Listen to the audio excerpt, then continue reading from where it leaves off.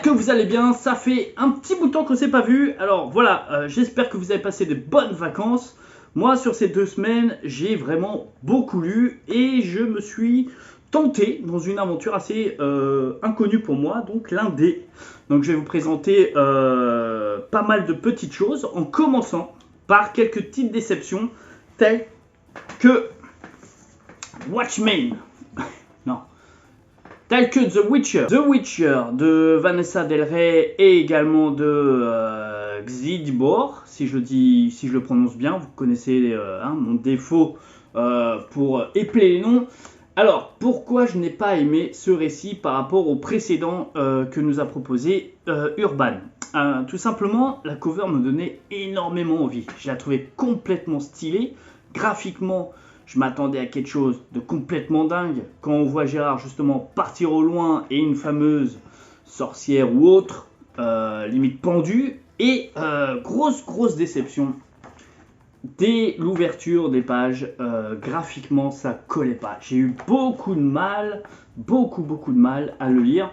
À suivre également l'aventure de Gérald dans cette histoire, même si le scénario est complètement dingue, graphiquement ça piquait les yeux, je savais plus où étaient les personnages, qui était où, ce qui se passait, c'était vraiment du brouillon quoi.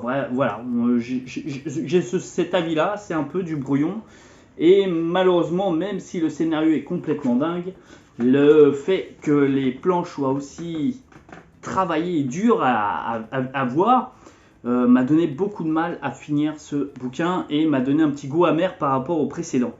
Donc, une petite déception de la complainte des sorcières, donc de The Witcher, mais ça reste quand même lisable, mais pour public averti par rapport aux planches. Je sais que moi, par exemple, à savoir si j'avais su ça, je pense pas que je l'aurais acheté.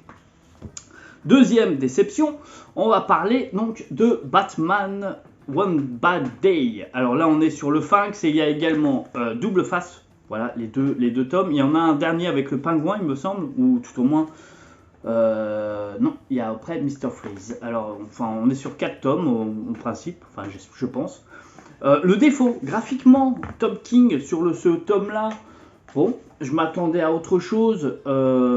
Voilà, de Tom King, mais ça reste sympa. C'est pour moi graphiquement c'est présent, c'est propre, ça se lit, le scénario se suit, c'est assez intéressant, l'intrigue est plutôt pas mal. Bref, j'ai plutôt apprécié, tout au moins sur ce premier tome. Pareil, les covers sont magnifiques. Là, on est plus sur du Marito Tamaraki et également de Javier Fernandez. Pareil, les planches sont quand même stylées, sont quand même sympas, c'est facile à lire. Graphiquement, on est bien. Côté scénario, c'est pareil, ça se suit. Un petit, voilà, c'est un peu plus léger, mais ça se lit. Franchement, ça se lit, c'est assez sympa. Alors moi, vous allez me dire, mais pourquoi ce côté, qu'est-ce qui t'a déçu en fait par rapport à ces 2 tomes? C'est tout simplement le prix par rapport à la lecture. Donc ça m'a un petit peu fait mal à savoir que dans les collections urbaines, tout au moins sur ces 2 premiers tomes, on est sur des pages à 224 pages, donc comme je vous le disais, à 6 à 7 euros. Donc voilà, vous voyez un petit peu ma petite déception perso. Voilà, bon, ça m'a un petit peu refroidi, mais en soi, le scénario et les planches sont assez propres, donc ça me... Voilà, bon, j'ai trouvé quand même une satisfaction à les lire. Dernière chose, j'ai pu également avoir la chance que Draco m'ait envoyé certains bouquins, tels que L'Ogre Lion, les 2 premiers tomes, que je trouve complètement dingues. Alors là, vous voyez sur la dernière vidéo où je vous disais justement que j'avais un peu marre de tourner sur les mêmes récits avec Marvel et DC, je me suis trouvé... une nouvelle aventure, je me suis risqué sur cette nouvelle aventure et je l'ai vu passer pas mal de fois sur Insta sans prendre le risque de le lire. Et erreur à moi, parce que c'est tout simplement complètement fou. Alors de quoi nous parle exactement cette BD? C'est très simple.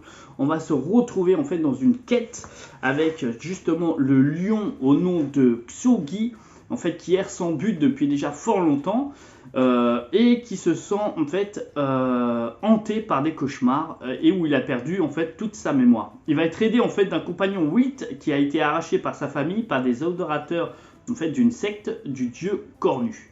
Il va être aidé également de Otila le Crèveuil et justement Bakam, qui est justement l'esprit de la force et de la colère. On va retrouver également l'un de ses frères Kagiso, pardon. Et tout ça va nous former en fait une simple quête d'aventure, type un peu à la MORPG. J'ai beaucoup apprécié les dessins de Bessadi et justement l'histoire et le conte qui nous est raconté sur cette histoire. J'ai juste adoré. Merci encore pour Draco de m'avoir envoyé justement ces BD. Et on est sur à peu près un tarif à l'origine de 14,50 €. J'ai eu aussi la chance de découvrir un gros coup de cœur, les amis, un très gros coup de cœur, le succès d'Amné. Alors, de quoi nous parle le succès d'Amné? C'est juste une poésie à la vie. Pour moi, c'est vraiment quelque chose de magnifique. Graphiquement, les planches sont juste sublimes.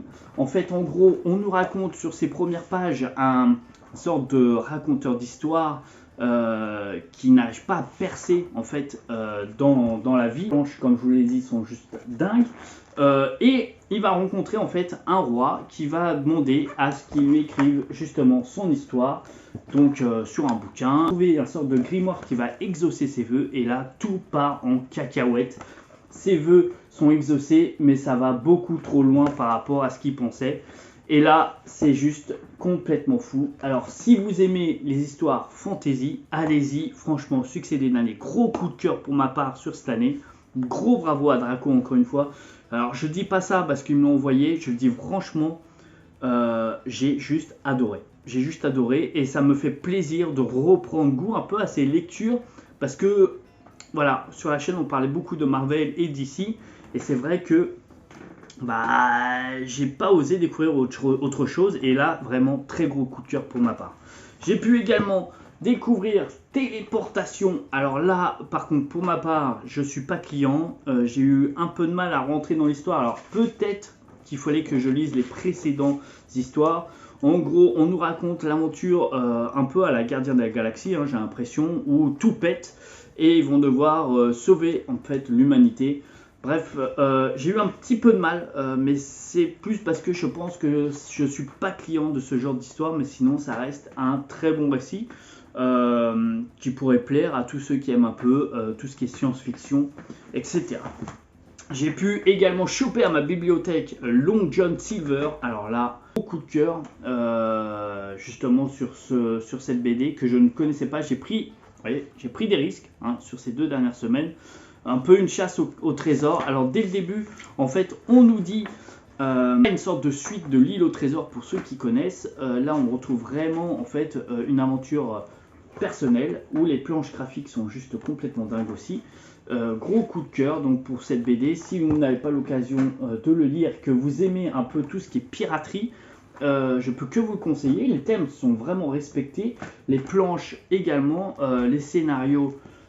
Idem, vraiment, vous restez captivé en fait par cette BD.